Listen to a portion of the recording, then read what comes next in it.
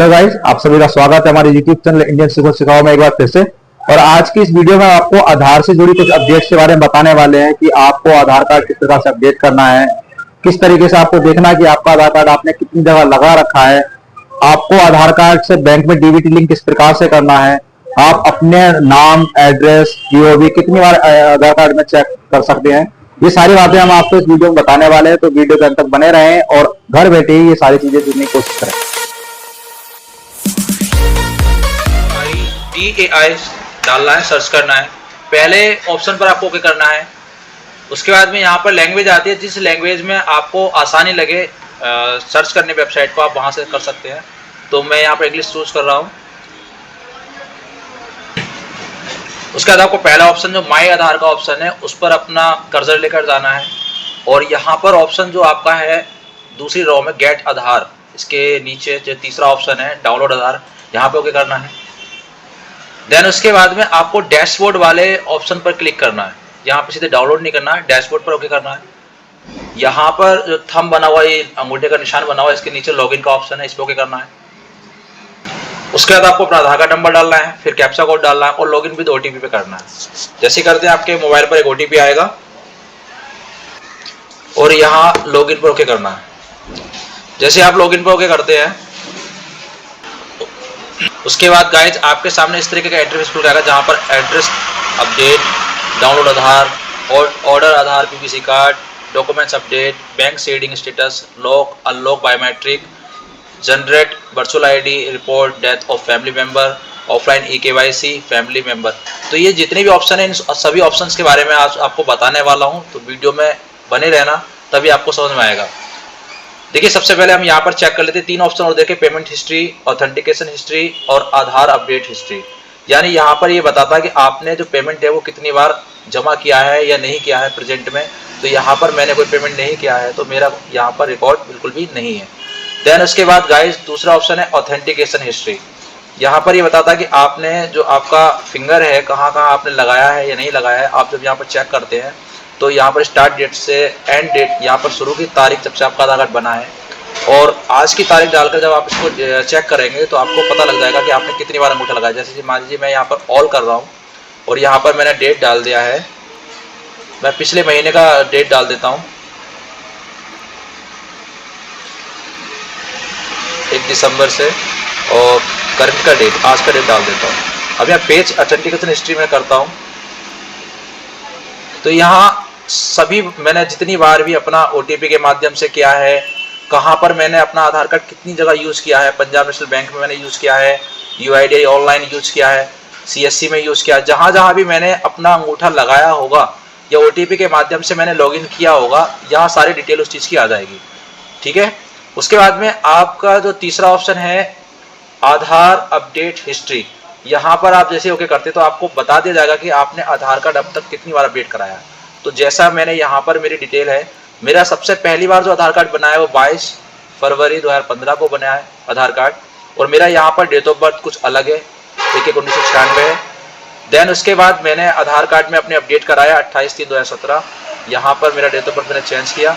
फिर आप जो भी अपडेट कराते जाते हैं उसकी पूरी की पूरी हिस्ट्री यहाँ पर आपकी मिल जाएगी आपको, आप यहाँ पर चेक कर सकते हैं। लेकिन यहाँ पर एक विशेष तौर से एक बात याद रखना कि यहाँ पर आपकी आईडी सिर्फ वही दिखाई देगी जो आपकी सक्सेस होगी, लेकिन जो रिजेक्ट हो चुकी होगी वो आईडी यहाँ पर आपको चेक नहीं करा पाएंगे आपका रिजेक्ट कितनी बार हुआ है या नहीं हुआ है। अब उसके बाद में हम यहाँ पर ये चेक करते हैं एड्रेस अपडेट। यहाँ से आप अपना पता भी एड्रेस चेंज कर सकते हैं। तो पहला ऑप्शन है update address using your documents.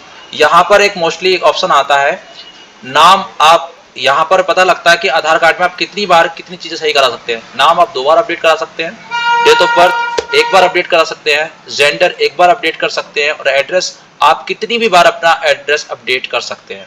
और यहाँ पर अगर किसी का 0 हो जाता है तो उसका मतलब होता है कि आपने अपनी लिमिट क्रॉस कर दी है, उसके लिए आपको लिमिट क्रॉस का फॉर्म भरना पड़ता है। फिर यहाँ पे प्रोसीड टू अपडेट आधार पर ओके करेंगे। जैसे आप करते हैं आपकी सारी डिटेल यहाँ पर खुल के आएगी, करंट डिटेल सब कुछ आएगा।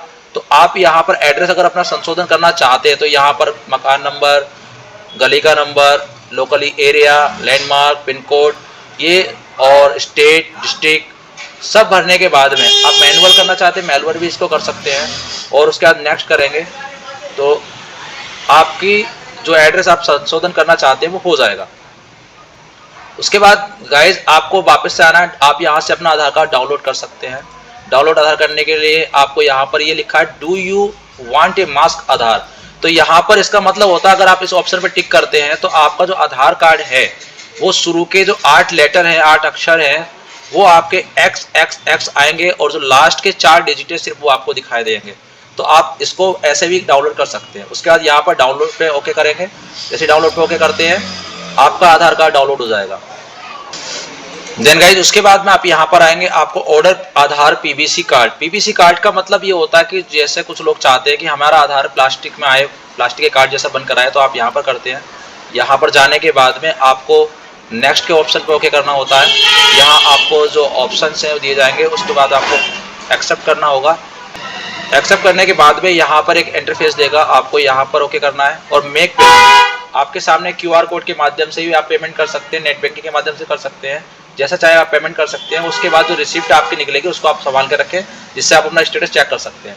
देन गाइज अगला ऑप्शन है डॉक्यूमेंट्स अपडेट। तो मैं यहाँ पर एक बात क्लियर करता जा रहा हूँ आपको कि गवर्नमेंट की तरफ से हर कैंडिडेट को अपना आधार कार्ड 10 साल में अपडेट करा लेना चाहिए, जिससे आपका आधार कार्ड सस्पेंड या रिजेक्ट ना हो।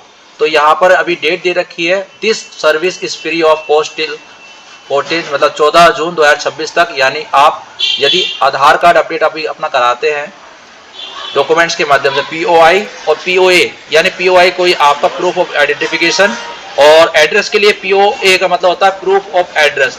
POAI में आप पैन कार्ड, POI में आप अपना स्थायी प्रमाण पत्र, जाति प्रमाण पत्र या पैन कार्ड, इनमें से कोई भी डॉक्यूमेंट इन दोनों में से लगा सकते हैं और अपडेट अपना कागज करा सकते हैं। तो ये 14 जून तक आपका फ्री होगा, उसके बाद इसके चार्जेस देने आपको शुरू हो जाएंगे। ठीक है, नेक्स्ट आपका आता है bank seeding status. Bank seeding status में आपको ये देखना होता है कि हमारा आधार कार्ड किस बैंक के साथ अभी लिंक हुआ है, यानी जिसको आप DBT भी बोलते हैं। तो यहाँ पर जैसे ओके करेंगे उसके बाद में यहाँ पर आ जाएगा आपका congratulations your Aadhaar bank mapping has been done. तो यहाँ पर मेरा आधार कार्ड इस समय इंडिया पोस्ट पेमेंट बैंक के साथ एक्टिव है 5/10/2025 से। उसके बाद गाइज आपको आना लॉक अनलॉक बायोमेट्रिक। आपको अगर खतरा लगता है कि आपका बायोमेट्रिक का कोई गलत इस्तेमाल करेगा तो आप यहाँ पर अपना जो आधार कार्ड है उसको लॉक भी कर सकते हैं और आपके बिना आप फिंगर कहीं आपका कोई गलत इस्तेमाल फिंगर का नहीं कर पाएगा जब तक आप नहीं चाहते हैं। नेक्स्ट करेंगे, उसके बाद यहाँ पे ऑप्शन पे करेंगे, फिर नेक्स्ट करेंगे। नेक्स्ट करने के बाद में यहाँ पर ये दिखा दिया कि your biometric have been locked successfully, यानी आपका बायोमेट्रिक लॉक हो गया है। आप इसको अनलॉक करना होगा, तो उसके लिए भी आपको क्या करना होगा, यहाँ जाना है। जाने के बाद में आपको नेक्स्ट करना है। नेक्स्ट करने के बाद में आई अंडरस्टैंड पे करना है। अनलॉक बायोमेट्रिक तो ऑप्शन दे रखा है, अनलॉक बायोमेट्रिक टेम्परेरीली यानी कुछ समय के लिए, और अनलॉक बायोमेट्रिक परमानेंटली यानी हमेशा के लिए। तो मैं अनलॉक बायोमेट्रिक परमानेंटली कर देता हूँ, नेक्स्ट करता हूँ। देन गाइज यहाँ पर ऑप्शन आ गया your biometric have been unlock successfully. उसके बाद आपको डैशबोर्ड पे जाना है और यहाँ पर देख रखा generate virtual ID. General virtual ID का मतलब होता है जो आपके आधार कार्ड के नंबर के नीचे जो 16 अंकों की संख्या लिखी होती है उसको आप वर्चुअल आईडी कहा जाता है। और जितनी बार अपना आधार कार्ड आप डाउनलोड करेंगे उतनी बार वर्चुअल आईडी वो चेंज होकर आएगी, और इस वर्चुअल आईडी से ही आप अपना आधार कार्ड, खोया हुआ आधार कार्ड भी निकाल भी सकते हैं। यहाँ पर नेक्स्ट करेंगे। उसके बाद में यहाँ पर ये मेरी वर्चुअल आईडी क्रिएट हो गई, मैं इसके माध्यम से भी अपना आधार कार्ड निकाल सकता हूँ। और ये आपका देखा your virtual ID has been sent your Aadhaar registered mobile number. तो आपका जो मोबाइल नंबर लिंक होगा आधार कार्ड से उस पर ये वर्चुअल आईडी पहुंच जाएगी। ऑफ ए फैमिली मेंबर, यहाँ पर आपको click here to report death of a family member for his या हर आधार डीएक्टिवेशन। मतलब घर में किसी सदस्य की यदि डेथ हो जाती है और आपको लगता है कि उनका आधार कार्ड आपके पास नहीं है और उसका कोई गलत इस्तेमाल कर सकता है, तो आप यहाँ से भी उसका आधार कार्ड डीएक्टिवेट करा सकते हैं। तो उसका लिए आपको क्लिक करना होगा। क्लिक करने के बाद सबसे पहला ऑप्शन है डिकेस डिटेल, यानी जो गुजर गए हैं उनकी डिटेल आपको यहाँ पर देनी है। तो आपको ये देना name of the state that you, हाँ शिवम को फोन लगा लो आप, शिवम के पास सब कुछ, शिवम अपने बंदे आए वो जो यहाँ पे। तो यहाँ पे सबसे पहले आपको name of the state that issued the death certificate, यहाँ पर आपको राज्य का नाम लिखना है जहाँ से आपको मृत्यु प्रमाण पत्र जारी हुआ है। उसके बाद आपको आधार नंबर ऑफ डिकेस्ड पर्सन, उनका आधार कार्ड नंबर डालना है। डेथ रजिस्ट्रेशन नंबर जो मिला है आपको यहाँ पर वो डालना है। Name of the deceased person as in death certificate, उसका यहाँ पर नाम लिखना है जिसका डेथ सर्टिफिकेट है।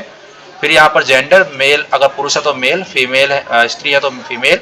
फिर यहाँ पर लिखना आपको date of death of deceased person, यानी जिसकी मृत्यु जिस दिन हुई है उसकी तारीख यहाँ पर डालनी है आपको। फिर डालना date of issue of death certificate, यानी यहाँ पर जिस दिन मृत्यु प्रमाण पत्र जारी किया गया उसकी दिनांक डालनी है। देन उसके बाद आपको यहाँ पर वो डेथ सर्टिफिकेट अपलोड करना है और उसके बाद आपको यहाँ पर ओके करने के बाद आप इसको सबमिट कर देंगे। उसके कुछ समय बाद कुछ इन्फॉर्मेशन आपसे ली जाएगी और ये आधार कार्ड डीएक्टिवेट कर दिया जाएगा। देन गाइस आपके सामने ऑफलाइन ई-केवाईसी, ऑफलाइन ई-केवाईसी पे आप यहाँ पर ओके करते हैं। उसके बाद में आपको यहाँ पर 4 अंकों का एक कोई पिन कोड बनाने के लिए बोलेगा, आप 4 अंकों का पिन बना लेना। उसके बाद में आपको यहाँ पर डाउनलोड करना है। डाउनलोड करने के बाद में आपका ये हो गया कांग्रेचुलेशंस योर जिप फाइल और for offline e KYC has been successfully download, यानी ऑनलाइन अगर आप केवाईसी नहीं करते तो ऑफलाइन भी केवाईसी आप कर सकते हैं। और इसका इस्तेमाल ज़्यादातर आधार सर्टिफिकेट लेने में किया जाता है और ये बहुत काम आती है। उसके बाद में गाइज आपके सामने आएगा फैमिली मेंबर रिक्वेस्ट। तो फैमिली मेंबर रिक्वेस्ट का आप स्टेटस यहाँ से चेक कर सकते हैं। यदि आपने इस पोर्टल के माध्यम से अपने किसी घर के सदस्य का एड्रेस अपडेट किया है तो वहाँ पर आपको एक SRN नंबर मिलता है जिसको आपको यहाँ पर डालना है, उसके बाद एक्सेप्ट करना है और आप स्टेटस चेक कर लेते हैं कि आपका आधार कार्ड सही हुआ है या नहीं हुआ है। देन गाइज लास्ट में यहाँ पर आपको अपना आधार कार्ड देखना, आप देख सकते हैं। आप फ्लिप करेंगे तो आपका पीछे का आधार कार्ड आएगा। तो मैं गाइज यहाँ पर मैं एक बात बताता चलूँ कि यहाँ पर मेरे पिताजी का नाम नहीं है, तो UIDAI ने एक नया नियम लागू किया है कि जो शादीशुदा महिलाएं हैं यदि वो अपने पिता के स्थान पर पति का नाम चाहती हैं या अनमैरिड लड़के या लड़कियां हैं और उनके पिता के नाम में कोई स्पेलिंग मिस्टेक है और वो उसे सही कराना चाहते हैं तो वो अभी ऑप्शन नहीं खुल रहा है, केयर ऑफ टेकर का ऑप्शन नहीं खुल रहा है। तो उनका आधार कार्ड जो नया डाउनलोड करेंगे वो इसी प्रकार से आएगा, तो इसमें घबराने की कोई आवश्यकता नहीं है। उसके लिए आप अपना पैन कार्ड, वोटर ID या जाति अस्थायी प्रमाण पत्र बनवा कर रख सकते हैं, जिससे आप अपनी जानकारी सही से साझा कर सकते हैं। गाइस उम्मीद है कि आपको वीडियो पसंद आया होगा। यदि वीडियो पसंद आया तो प्लीज इसको लाइक कीजिएगा, कमेंट्स कीजिएगा और शेयर करना बिल्कुल मत भूलिएगा। यदि आप हमारे यूट्यूब चैनल पर भी नए हैं और आपने हमारे चैनल को अभी तक सब्सक्राइब नहीं किया है तो प्लीज चैनल को सब्सक्राइब कर लीजिएगा, साथ ही बेल आइकन को दबाइएगा ताकि जो हमारी नई वीडियो है उसका नोटिफिकेशन सबसे पहले आपको मिले। तो मिलते हैं नेक्स्ट वीडियो में, तब तक के लिए जय हिंद, जय भारत।